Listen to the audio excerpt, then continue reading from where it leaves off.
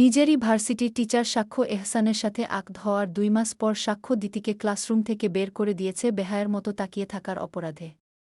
সাথে পুরো ক্লাসের সামনে এটাও বলেছে যে ক্লাসে মনোযোগ না দিয়ে টিচারের দিকে এভাবে তাকিয়ে থেকে নিশ্চয় আপনার জ্ঞান বাড়ছে না দিতিকা তাসনিম। টিচার দিতি কি টিচার হিসেবে তাকিয়ে দেখছিল নাকি?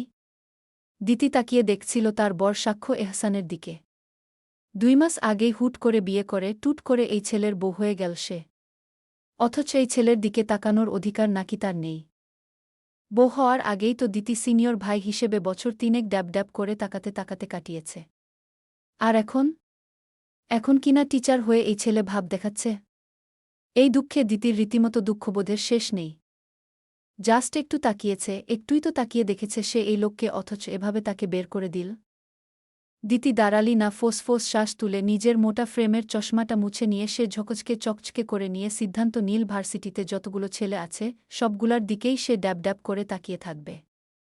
তাকাতে তাকাতে গিলে খাবে এক একটাকে, তবুও নিজের বর সাক্ষ্য এহসানের দিকে সে ভুলেও কখনো তাকাবে না।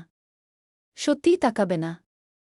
দিতি সত্যিই ড্যাব ড্যাব করে তাকিয়ে না থাকতে পারলেও সাক্ষ্যকে যখন এদিক দিয়ে যেতে দেখল তখনই সে ইচ্ছে করে মাঠে দাঁড়িয়ে থাকা ছেলেগুলোর দিকে তাকিয়ে থাকল। 2 কদম এগিয়ে হেসে হেসে কথা বলল, হাত মেলাল, এমনকি ছবিও তুলল। অতঃপর বাড়ি গিয়ে আরাম করে সে মাকে জানিয়েছে সে এই হুট করে হওয়া বিয়ে মানে না। যে বরের দিকে তাকানোই যাবে সে বর নিয়ে সে আজীবন করবে কি? লাগবে না তার এমন বর।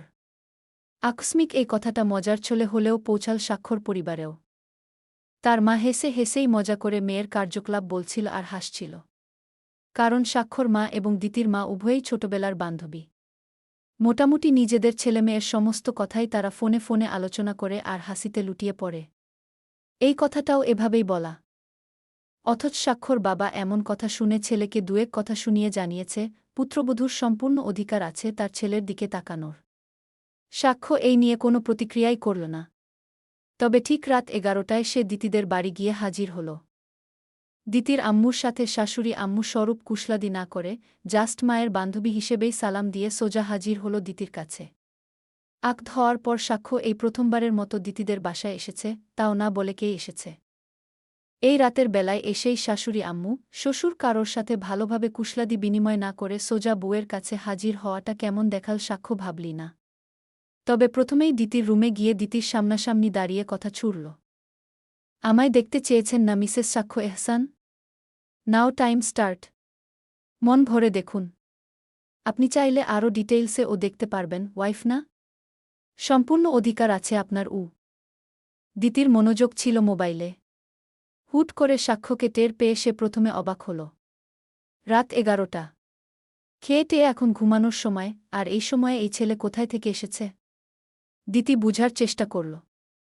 তবে ভার্সিটিতে যে সিদ্ধান্ত নিয়েছিল তার বর সাক্ষ্য এহসানের দিকে কখনোই তাকাবে না সে তা এক মুহূর্তেই ভেঙে গেল। সে তাকাল, বিশ্বাস না হওয়াতে চোখের চশমা খুলে আবারও তাকাল না, সত্যিই সাক্ষ্য এহসান। দিতি নাক মুখ কুঁচকে বলে উঠল, কি আশ্চর্য! এত রাতে আপনি আমার বাসায় কেন স্যার? আশ্চর্য! কথাটা বলার পরেই দিতির মনে পড়ল সে এই ছেলের দিকে কখনোই তাকাবে না সিদ্ধান্ত নিয়েছিল। তাই সঙ্গে সঙ্গেই চোখ নামাল। ওপাশ থেকে তা দেখে উত্তর এল, তাকান আমার দিকে মিসেস দিতিকা তাসনিম। যত খুশি মন ভরে দেখুন। আমি নিষেধ করব না এখন। আপনার জন্য আজ পুরো রাতটাই সময় নিয়ে এসেছি। পুরো রাত? পুরো রাত এই ভদ্রলোক এখানে বসে থাকবে নাকি? দিতি সরে গেল। অন্য পাশে গিয়ে নিজের কিছু এলোমেলো বই গোছাতে গোছাতে নাক সিটকে বলল, আপনি নিজেকে কি মনে করেন? খুব সুন্দর যে মেয়েরা তাকিয়ে থাকবে আপনার দিকে? অথচ আমার তো আপনাকে দেখলেই বিচ্ছিরি লাগে। কি জঘন্য দেখতে আপনি! সাক্ষ্য ঠোঁটটা বাঁকা হয়ে এল এবার কিছুটা। বিছানায় পা ঝুলিয়ে বসে ভ্রু বাঁকিয়ে শুধাল, শিওর? মায়ের বান্ধবীর ছেলের পেছনে তো এতকাল ঠিকই পড়েছিলেন বেহায়ের মতো। এখন স্যারের পেছনেও পড়েছেন। লজ্জাজনক। দিতি জ্বলে উঠল। ঠিক এই কথাটা দ্বারা প্রমাণ হল যে সাক্ষ্য বিয়েটা জাস্ট নামমাত্রই করেছে তাকে। এটা সত্য যে দিতি এই ছেলেটাকে অনেককাল আগে থেকেই পছন্দ করত, আড়াল থেকে দেখে এসেছে কতবার। এমনকি ওই ভার্সিটিতে ভর্তিও হল, ওই ভার্সিটিতে সাক্ষ্য পড়ে যে নেই। তারপর যে ভার্সিটির সিনিয়র ভাই থেকে টিচার হয়ে যাবে, টিচার থেকে বর তাকে জানত। দিতি ছোটশ্বাস ফেলে। এই পর্যন্ত সাক্ষ্য তেমন কোনো সাইন প্রকাশই করেনি যাতে সে বুঝবে যে সাক্ষরও তার প্রতি দুর্বলতা আছে। হতে পারে সাক্ষ্য জাস্ট অ্যারেঞ্জ ম্যারেজ হিসেবেই বিয়েটা করেছে। দিতির এই বিষয়টা বুঝে উঠে আরও রাগ হল। সে কি সুন্দর নয়? একটুও পছন্দ করার মতো কি নয় সে? সাক্ষর দিকে ফিরে আঙ্গুল উঁচিয়ে বলল সে। শুনুন, বেহায়ের মতো পেছনে পড়িনি আমি কখনো। আপনার দিকে দুয়েকবার তাকিয়েছি, এটা এমনিই। আজও এমনিই ভুলবশত তাকিয়েছিলাম। তাছাড়া আপনার থেকে ভার্সিটিতে হাজারটা সুন্দর সুন্দর ছেলে আছে স্যার। মেয়েরা কোনো দুঃখে আপনার পেছনে পড়ে থাকে এটাই বুঝিনি আজ পর্যন্ত আমি। দিতি আবারও সঙ্গে সঙ্গে নজর সরাল। তাকাবে না বলেও তাকিয়ে ফেলছে সে। কি মহা মুশকিল! সাক্ষ্য এবারে ঠোঁট এলিয়ে হাসল। দিতিকে চোখ জোড়ায় পরখ করছিল তখনও।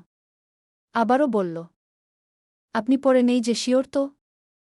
অবশ্যই পড়ে নেই। আমার কি এমন ঠেকা পড়েছে যে আপনার পেছনে পড়ে থাকব স্যার? দিতি সাক্ষ্যর দিকে খুব একটা তাকাচ্ছে না, আবার তাকালেও দ্রুত নজর সরাচ্ছে বিষয়টা খেয়াল করে সাক্ষ্য ভ্রু উচাল।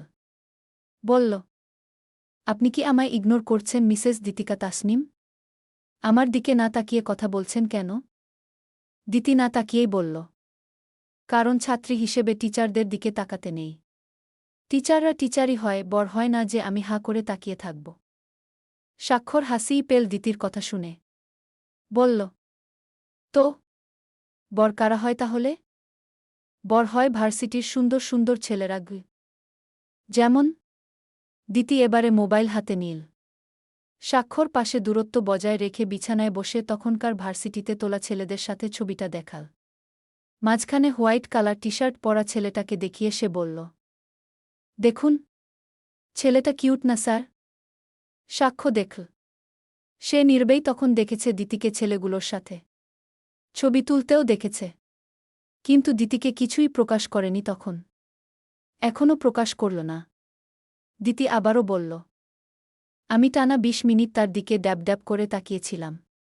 সে এই তাকানোটা বেশ উপভোগ করেছে এবং আমার সাথে কথা বলেছে হেসে হেসে। আই থিঙ্ক সে বর হিসেবে চমৎকার হবে। সাক্ষ্য ভ্রু উচাল। তার রাগ হচ্ছে তখনকার দৃশ্য মনে করে? তেমন নয়। তবুও নীরব একটা ঈর্ষা বোধহয় কাজ করছেই। সাক্ষ্য নিজের হাতখানা দিতির দিকে এগিয়ে কোমরে খিচে নিজের পাশেই আনল। দূরত্ব গুছিয়ে নিজের পাশে বসিয়ে বলল, তারপর বিয়ে কবে করছেন তাকে? দিতি মুহূর্তেই প্রতিবাদস্বরূপ বলে উঠল, এসব কি স্যার? স্যার হয়ে ছাত্রীর কোমর জড়িয়ে ধরছেন কেন? চিহ চিহ। সাক্ষর উত্তরটা এল এমন, আই থিঙ্ক আমার বর্তমানকালের স্টুডেন্ট এবং অতীতকালের মায়ের বান্ধবীর মেয়ে বউ হিসেবে পারফেক্ট হবে। তাই দূরে সরুন। সাক্ষ্য দূরে সরল না তখনই। তবে মুখ নামিয়ে দিতির কানের কাছে শুধাল, কয়েক বছর যাবৎ পেছনে পড়েছিলেন, বছর ৩ ভার্সিটিতে তোমার সিনিয়র ভাই হওয়া সত্ত্বেও ড্যাব ড্যাব করে তাকিয়ে শেষ করে দিয়েছ আমায়। এখনও তাকিয়ে থাকো। কিচ্ছু বলিনি, বলছি না। বাট অন্য ছেলের দিকে যদি ভুলেও ড্যাব ড্যাব করে তাকাও না দিতি? চোখ চোখের জায়গায় থাকবে না গি? দিতি ভ্রু কুঁচকে সঙ্গে সঙ্গেই প্রশ্ন ছুড়ল, আপনি আমায় হুমকি দিচ্ছেন স্যার? হুমকি নয়, এটাই নির্দেশ। চোখ শুধু আমার দিকে থাকবে, মাইন্ড ইট। অন্য কোথাও যাতে না ঘুরে। দিতি বড্ড ঘাটতারা। সাক্ষ্য যা বলবে তা যদি করেই সে তাহলে বলা চলে সে নকল দিতি। হ্যাঁ, হয়তো সাক্ষ্য যা বলক তাই করত, যদি বুঝতে পারত সাক্ষ্য তার মতো করে তাকে ভালোবাসে। সে জেদ নিয়েই বলল, ঘুরবে, আমার চোখ দুনিয়ার সব জায়গায় ঘুরবে। শুধু আপনার দিকেই ঘুরবে না স্যার গু। সাক্ষ্য এবারে ভ্রু নাচিয়েই বলল, শিওর তুমি? একদম শিওর। শুধু সারা দুনিয়ায় চোখ ঘুরিয়ে দেখাবেন মিসেস সাক্ষ্য এহসান। প্রয়োজনে চোখ খুলে এনে আমার সামনে এনে রাখুব শুধু আমাকে দেখার জন্য। দিতি ভ্রু বাকাল। বলল, আবার হুমকি? হুমকি হোক অন্য কিছু। একবার যখন জেনে শুনে আমার সঙ্গে জড়িয়েছেন তখন ফল তো খারাপই হবে মিসেস দিতিকা তাসনিম। আফটার অল সাক্ষ্য এহসান তো এত সাধু পুরুষ নয়, তাই না? দিতি ভ্রু জোড়া কুচকে রেখেই চেয়ে থাকো, সাধু পুরুষ নয় আবার বলছেও গর্ব করে। মুখ বাঁকিয়ে বলল, জেনে শুনে? ভালো ভেবেছিলাম আপনাকে। এমন জানলে তো কখনোই লাফাতে লাফাতে কবুল বলতাম না। সাক্ষ্য দিতিকে আড়াল করেই ঠোঁট কামড়ে হাসল। পরমুহূর্তেই দিতির মুখ বরাবর চেয়ে ভ্রু শিথিল করে বলল, বিগ মিস্টেক। এখন আজীবন এর ফল ভোগ করা ছাড়া কোনো অপশনও নেই। কেন নেই? আমি আপনাকে বিয়ে করে পচে গিয়েছি নাকি? সাক্ষ্য আরেকটু এগোল। কানের কাছে মুখ নিয়ে বিড়বিড় করে বলল, পচেননি। তবে আমার যেহেতু হয়ে গিয়েছেন একটু একটু করে শেষ হয়ে যাবেন তা নিশ্চিত। সাক্ষ্য আপনার অস্তিত্ব নিজের মাঝে খুব কৌশলেই নিয়ে নিবে। আপনি তখন শূন্যে ভাসবেন মিসেস সাক্ষ্য এহসান। দিতি আচমকা যেন দূরে সরল। সাক্ষ্য ততক্ষণে উঠে দাঁড়িয়েছে কিছুই করেনি এমন ভঙ্গিতে। অথচ দিতির চোখের দৃষ্টি ফ্যালফ্যাল করে থাকা দৃষ্টির মতো। সাক্ষ্যর দিকে তাকাবে না বললেও তাকাল। তাকিয়ে দেখতে দেখতেই পুরুষটি নিজের পকেট থেকে মোবাইল বের করে কিছু টাইপ করতে করতেই বের হয়ে গেল একদম ভদ্রপুরুষের মতো। দিতি শুধু তাকিয়েই থাকল। এর ঠিক কয়েক সেকেন্ডের মধ্যেই তার ফোনে একটা মেসেজ এল। দিতি হুড়মুড় করে চাইতেই দেখল। লুকিয়ে চুরিয়ে দেখার চাইতে সরাসরি দেখার সুযোগ দিয়েছিলাম মিসেস সাক্ষ্য এহসান। কাজে লাগালেন না। পরে আবার আফসোস করবেন না তো? দিতি মুহূর্তেই মোবাইল ছুঁড়ে রাখল। আফসোস? কিসের জন্য আফসোস? মোটেও না। দিতি মোটেও আফসোস করবে না। এইটুকু বলতে বলতেই দিতি স্টান শুয়ে চোখ বুঝল। সাক্ষ্য এহসান। সাক্ষ্য এহসান নামটাই অসহ্য। পরদিন ভার্সিটিতে গিয়ে দিতি সত্যিই পুরোটা ক্লাসে একবারও চাইল না সাক্ষ্যর দিকে। একটাবারও না। পড়ালেখায় বরাবরই অমনোযোগী দিতি আজ মনোযোগী ছাত্রীর মতো নিচের দিকে চেয়েছিল। অতঃপর ওভাবে চাইতে চাইতেই অলস দিতি বেঞ্চে মাথা এলিয়ে দিল। চোখমুখ বুঝে রেখে যেই মাথা এলিয়ে একটা শান্তির ঘুম দিবে তখনই ফের কানে এল, ঘুমানোর জন্য কেউ ক্লাসে থেকে থাকলে প্লিজ বেরিয়ে যান এই মুহূর্তেই। দিতির লেগে আসা চোখ মুহূর্তেই খুলে গেল। ফ্যালফ্যাল করে চেয়ে মাথা তুলে চাইল সঙ্গে সঙ্গেই। বিড়বিড় করে বলল, সাক্ষর বাচ্চা সাক্ষ্য, আমি আপনাকে জীবনেও ভালোবাসব না। প্রমিজ। সাক্ষ্য এহসান। দিতির চোখের বালি এই পুরুষটিই আজ ভার্সিটিতে কালো পাঞ্জাবি পরে এসেছে। সুদর্শন পুরুষের রূপটা যেন এবারে চোখে 16 আনাই ফুটছে। দিতি তাকাবে না প্রতিজ্ঞাবদ্ধ হয়েও বার কয়েক তাকাল আড়ালে আবরালে। ঘন চুল, খোঁচা দাড়ি আর কালো ফ্রেমের চশমার সাথে কালো পাঞ্জাবি। বেশ অনেকটা সময় যাবতি ভার্সিটি ক্যান্টিনে বসে সাক্ষ্যকে সরু চোখে পরখ করতে করতেই মনে মনে আওড়াল। কোনো এক চৈত্র মাসে এই সুদর্শন পুরুষ আমার জীবনে কেন এসেছিল? এমন বুকের ভেতর ধুকপুক ধুকপুক রোগটা তৈরি করে হার্টের রোগী বানিয়ে দেওয়ার জন্য? কি আশ্চর্য! আমি যদি এভাবে অকালে মরে যাই? দিতি খুবই চিন্তিত হল। মনে মনে এত কিছু ভেবেই মুহূর্তেই মনে করল সেদিনকার অপমানের কথা। দিতিকে, অর্থাৎ নিজের স্ত্রীকেই নিজের দিকে তাকানোর জন্য ক্লাস থেকে বের করে দিয়েছিল। ঠিক এহেন অপরাধের পরও দিতি তাকাল কি করে ওই পুরুষের দিকে? কিভাবে? তাও এতটা সময়? দিতির নিজের চোখের প্রতিই বিতৃষ্ণা জন্মাল। ইচ্ছে হল চোখগুলোকে নিজেই খুলে নিয়ে ব্যাগের ভেতর ঢুকিয়ে নিক। নিজের চোখ যদি নিজের নিয়ন্ত্রণেই না থাকে তো সে চোখ থেকে উপায়টা কি? দিতি ফোঁসফাঁস করল। মুহূর্তেই শুনল পাশ থেকে মিহুর গলা। সাক্ষ্য স্যারের থেকে আজ সত্যিই চোখ সরানো যাচ্ছে না, তাই না দিতি? দিতি মুহূর্তেই ফিরল। মিহুর দিকে চেয়ে বুঝল মিহু নিজেও দুয়েকবার তাকিয়েছে। পাশে তিন্নি তো তখন থেকেই তাকানো এক পলকেই। দিতি গলা ঝাড়ল। বোধহয় তার তাকানোটাও মিহু খেয়াল করে নিয়েছে। ভ্রু নাচিয়ে বলল, তো? আমার কি? তোর কি মানে? তুইও তো দেখলাম এতক্ষণ ড্যাব ড্যাব করে তাকিয়েছিলি। দিতি মুহূর্তেই কপাল কুঁচকাল। জানাল। ঠিক ওই লোকের দিকে? কোন দুঃখে? আমার চোখ অন্ধ না হওয়া অবধি ওই লোকের দিকে তাকানোর চান্স নেই। খেয়া এবারে নোট থেকে মুখ তুলে তাকাল। দিতির কথা শুনেই মুহূর্তে একটা হাসি দিয়ে বলল, বোধহয় উনাকে দেখতে দেখতেই তোদের চোখ অন্ধ হয়ে যাবে রে দোস্ত। আমি জানি না সবাই সাক্ষ্য স্যারকে স্যার হিসেবে না দেখে প্রেমিক হিসেবে দেখে কেন। আমার তো স্যারের বুঝানো সেই ভালো লাগে। মিহু মুহূর্তেই শুধাল, সাক্ষ্য স্যার দুটোতেই পারফেক্ট রে দোস্ত। সব দিক দিয়েই পারফেক্ট। যদি কোনোভাবে এমন একজন জুটে যেত কপালে।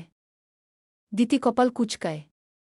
এমনভাবে সে যেগুজে আসেই বা কেন ভার্সিটিতে যে মানুষজন চেয়ে থাকে? আফসোস করে? মনে মনে হাজারটা রাগ ফুঁসে নিয়েই বান্ধবীকে বলল, সাক্ষ্য স্যারকে ট্রাই করবি? আমরা সবাই মিলে হেল্প করব প্রয়োজন হলে। করবি কি না? বল। মিহু লজ্জা নিয়ে হাসল। মুখ নুইয়ে নিয়ে বলল, দ্যাথ, তোকে তো ক্লাসরুম থেকে বের করেছে, আমাকে নির্ঘাত ভার্সিটি থেকেই বের করে দিবে। দিতি তবুও আশ্বাস দিল। বলল, আরে সমস্যা নেই, আমরা নিজেরাই হেল্প করব। তোকে আজকের মধ্যেই নাম্বার খুঁজে দিব দেখিস।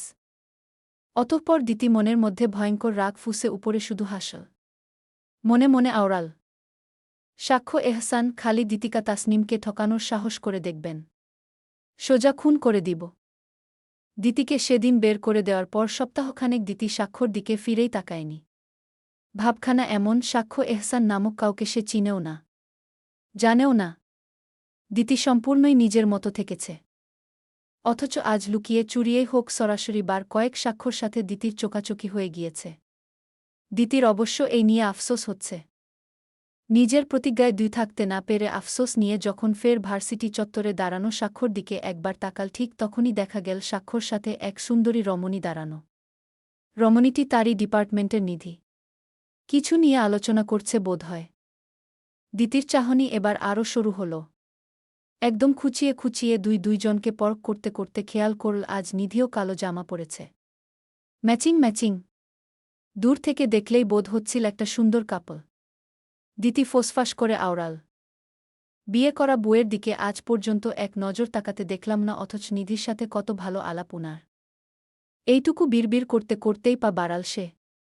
একদম সাক্ষ্য আর নিধির সামনে দিয়েই হেঁটে গেল। নজরটা এমন রাখল যেন পাশে কে আছে সে খেয়ালই করল না। দিতি বাসায় ফিরল প্রায় সন্ধ্যার আগে আগে। এসেই একটা সুন্দর ঘুম দিয়ে যখন উঠল ঠিক তখনই দিতির মা এল। মুহূর্তের মধ্যেই তাড়াহুড়ো করে বলল, তোকে কখন থেকে ডাকছি দিতি? তোকে তো বললাম তাহির ছেলের বিয়েতে যেতে হবে আজ। তখন থেকে ডাকছি আমি। সাজি নিশ্চয় তৈরি হয়ে বেরো হয়ে গিয়েছে গু। দিতি শুনল। চোখমুখ কুচকে মায়ের দিকে চাইল মুহূর্তেই। তাহি, সাজি তার মায়েরই কলিজার বান্ধবী। এই তিনজনের বন্ধুত্ব এই এতটা বয়সে এসেও থমকে নেই। কোনো অনুষ্ঠান হোক, উৎসব হোক, তিনজনের পরিকল্পনা চলবেই। সে অনুযায়ী দিতির সাথে আলোচনা করে আজ সকালেই শাড়িচুড়ি সব চয়েজ করে রেখেছিল তার মা। দিতিকেও বারবার বলে রেখেছিল। অথচ দিতির মনে থাকলে তো। দিতি নাক মুখ কুচকে বলল, সাজি আম্মুর ছেলেরাও যাবে নাকি? ইনভাইট করেছে যখন যাবে না কেন? দিতি চুপ করে থাকল। সাজি আম্মু হল স্বাক্ষরী মা, এই কারণেই জিজ্ঞেস করা। দিতির মা অমন চুপ করে থাকতে দেখে মুহূর্তেই বলল, কি আশ্চর্য!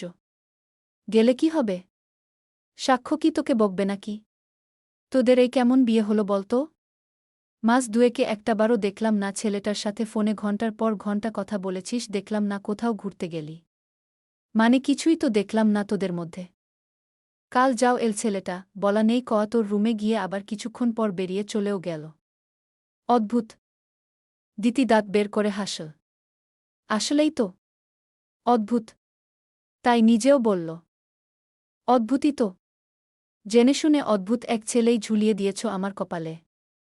দিতি ইচ্ছে করেই খুব সুন্দর করে সাজল। সাদা স্টোনের কাজ করা একটা ফুটফুটে শুভ্র শাড়ি জড়িয়েছে। চশমাটা খুলে রেখেছে আজ। চুলগুলো খুলে রেখে কানে গুজেছে দুটো লাল টকটকে গোলাপ। গায়ের রং ফর্সা হওয়াতে শাড়িটাও বেশ ফুটছে যেন। তাকালেই চোখ শান্ত হয়ে আসছে এমন একটা সাজ নিয়েই দিতি আয়না দেখল। বিড়বিড় করে বলল, সে যে মেয়ে পাগল করার খুব ইচ্ছা না সাক্ষ্য এহসান?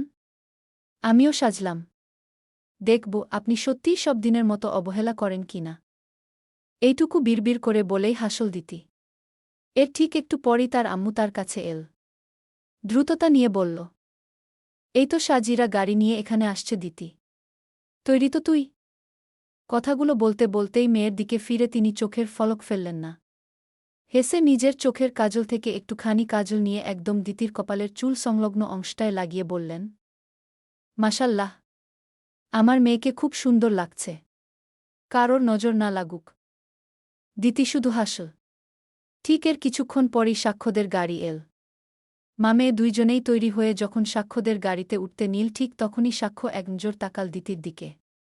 রাস্তার ম্লান আলো এবং বিল্ডিংয়ের উজ্জ্বল আলোতে মেয়েটাকে সত্যিই সুন্দর লাগছে। একদম চেয়ে থাকার মতো। সাক্ষ্য মুহূর্তেই নজর সরিয়ে সামনে ফিরে শুধু ভ্রু বাঁকাল। একটা বিয়ে বাড়িতে এমন সুন্দর শাড়ি পরে যাওয়ার কারণ কি? না পরলে কি ক্ষতি হতো? সবাই মিলে ওখানে পৌঁছাতে বেশি সময় লাগল না।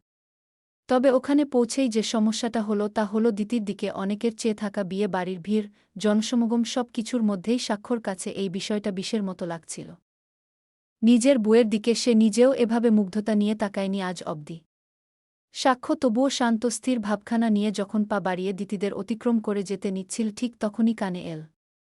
আমার ছেলেটা এবার ইঞ্জিনিয়ারিং পাশ করেছে আপা। এই তো সামনের মাসেই কানাডা যাবে। আপনার মেয়েটাকে আমার বেশ মনে ধরেছে বুঝলেন?